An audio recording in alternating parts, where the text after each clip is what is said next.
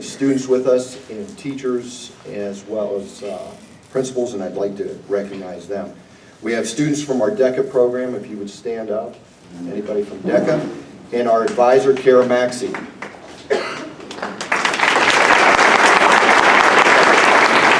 We have members of our Model UN.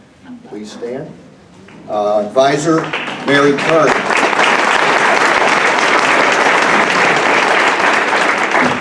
We have probably some members of our Gay Straight Alliance and advisor, Jenny Dever.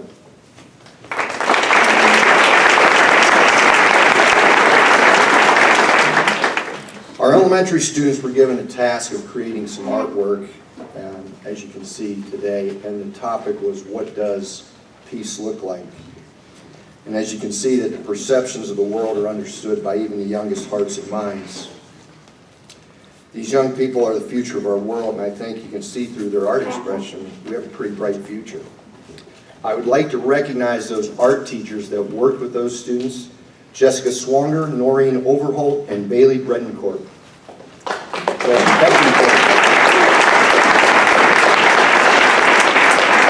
Also with us are our principals, Jim Lang, Melanie Garbig, and Kathleen Daney. And two of our guidance counselors, Mary Beth Ellison and Elise Buhop. Thank you for your work with our students. In the Bowling Green City Schools, we believe in acceptance and appreciation for diversity. We celebrate the fact that all walks of life, religions, nationalities, and genders are treated as equals and walk our halls daily. We embrace the individual differences because it allows us to learn from each other and understand that in the end, we're all human beings with feelings, hopes, dreams, and fears. I'm a proud son of an immigrant parents who came to this country in 1949, shortly after the war. Their hope was to provide a better life for their children and the opportunities that the United States could provide to that end. They were hardworking and honest people and made many sacrifices. Hearing the stories they told me about their early years in this country have helped shape my feelings and beliefs towards diversity.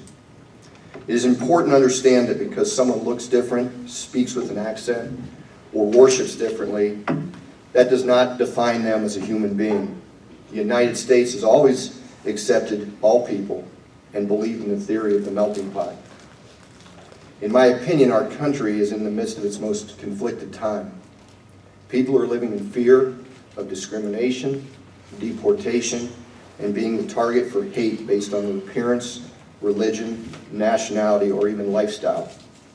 As a nation that has blended cultures, religions, and traditions to become a world power and the model for the rest of the world, it's important for us not to lose focus on the individuals. Many people today are focused on President Trump and his early actions in his presidency and how they are impacting our country. I stand before you and ask you to focus on yourself and how we treat each other and not the legislation. If we as individuals make the effort to treat others with respect and acceptance, we become the change.